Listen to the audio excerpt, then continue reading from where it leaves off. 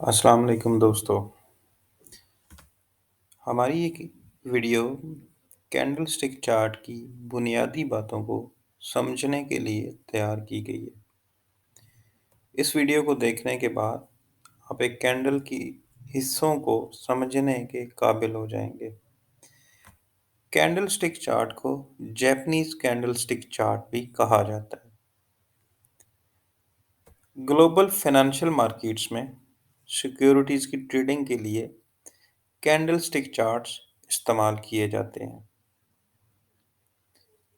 इनकी मदद से सिक्योरिटीज की कीमत के अंदर जो चेंजेस आती हैं उनको ऑब्जर्व भी किया जाता है और उनकी मदद से मुस्तकबिल के लिए पेशगोई भी की जाती है। कैंडलस्टिक चार्ट्स कैंडल्स पर मुश्तमिल होते हैं। एक कैंडलस्टिक चार्ट में मुख्तलिफ कैंडल मिलकर एक चार्ट की शक्ल अख्तियार कर लेती हैं। आपके सामने स्क्रीन पर एक कैंडलस्टिक चार्ट नज़र आ रहा है। ये चार्ट मुख्तलिफ कैंडल्स पर मुश्तमिल है।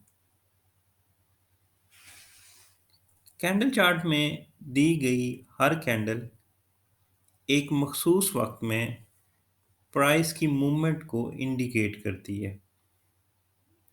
जिस तरह की सिक्योरिटी की कीमत की मूवमेंट होगी उसी तरह की कैंडल बनेगी। कैंडल चार्ट को आप डिफरेंट टाइम फ्रेम्स पर लगा सकते हैं। आप कैंडल चार्ट को 1 मिनट, 5 मिनट, 15 मिनट, 30 मिनट, 1 घंटा, 2 घंटे, 3 घंटे, 4 घंटे, एक दिन और एक हफ्ते से लेकर 2 माह तक के टाइम फ्रेम पर सेट कर सकते हैं। जिस टाइम फ्रेम का आप इंतखाब करेंगे उसी हिसाब से आपकी कैंडल बनेगी और उसी टाइम फ्रेम के दौरान होने वाली प्राइस मूवमेंट को इंडिकेट करेगी। एक कैंडल किस तरह कीमत की प्राइस मूवमेंट की को इंडिकेट करती है, इसके लिए हम कैंडल चार्ट को या एक कैंडल को गौर से स्टडी करते हैं।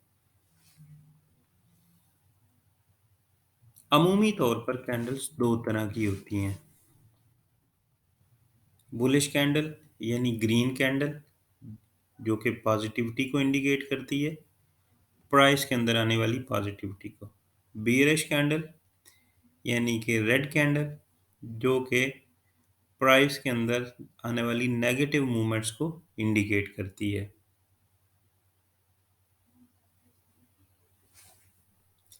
अब हम ये समझने की कोशिश करते हैं कि एक कैंडल प्राइस के अंदर आने वाली मूवमेंट्स को किस तरह से इंडिकेट करती है। इसको समझने के लिए हम एक कैंडल को चार हिस्सों में तकसीम करते हैं। ये चार हिस्से जो हैं ये प्राइस के हिसाब से होते हैं। प्राइस की मूवमेंट के हिसाब से एक कैंडल के चार हिस्से होते हैं। वो चार हिस्से कौन कौन से हैं? एक कैंडल की ओपनिंग प्राइस होती है, एक हिस्सा। दूसरा हिस्सा उसकी क्लोजिंग प्राइस है, यानी जिस सिक्योरिटी की मूवमेंट को कैंडल इंडिकेट कर रही है उसकी ओपनिंग और क्लोजिंग प्राइस कैंडल के दो हिस्से होते हैं। इन दोनों हिस्सों के दरमियान कैंडल की मेन बॉडी बनती है। इसके अलावा भी कैंडल के दो हिस्से हो सकते हैं। वो हिस्से आपको सामने दी गई डायग्राम में अपर शेडो और लोअर शेडो की सूरत में नजर आ रहे हैं। एक हिस्सा होता है जो उस दिन की उस टाइम पीरियड की कम तरीन प्राइस होती है और वो नीचे वाले शेडो का लोएस्ट पॉइंट होता है।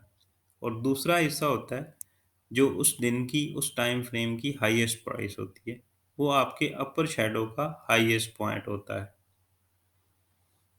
सो हम क्या समझे हैं?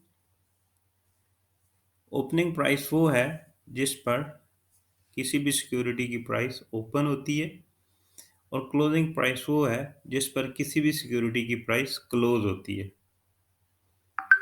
द हाईएस्ट प्राइस वो है जो कि उस टाइम पीरियड के अंदर, उस टाइम फ्रेम के अंदर वो सिक्योरिटी अचीव करती है, हाईएस्ट प्राइस लेवल। और लोएस्ट प्राइस लेवल वो है जिसको वो सिक्योरिटी उस टाइम पीरियड के दौरान टच करती है। आप याद रखें, कुछ शेयर्स की कीमत अपनी ओपनिंग प्राइस से ऊपर क्लोज होती है और कुछ सिक्योरिटीज की कीमत अपने क्लोजिंग ओपनिंग प्राइस से नीचे क्लोज होती है। जब कीमत अपनी ओपनिंग प्राइस से ऊपर क्लोज हो तो हम कहते हैं कि पॉजिटिव मूवमेंट आई है और उसके अंदर ग्रीन कैंडल बनेगी। और जब ओपनिंग क्लोजिंग प्राइस अपनी ओपनिंग प्राइस से नीचे क्लोज हो तो हम कहते हैं सिक्योरिटी के अंदर नेगेटिव मूवमेंट आई है। पॉजिटिव मूवमेंट की प्राइस इंडिकेशन ग्रीन कैंडल के जरिए होती है और नेगेटिव प्राइस मूवमेंट की निशानदेही रेड कैंडल के जरिए होती है। ग्रीन कैंडल हमेशा नीचे से ओपन होती है और ऊपर क्लोज होती है, और रेड कैंडल ऊपर से ओपन होती है और नीचे क्लोज होती है। ओपनिंग और क्लोजिंग के दरमियान जो कैंडल का हिस्सा होता है वो रियल बॉडी या मेन बॉडी कहलाता है, और उसके अपर या लोअर शेडोज जो होते हैं वो उसकी हाईएस्ट और लोएस्ट प्राइस उस टाइम पीरियड के दौरान जो होती है उसको इंडिकेट करते हैं।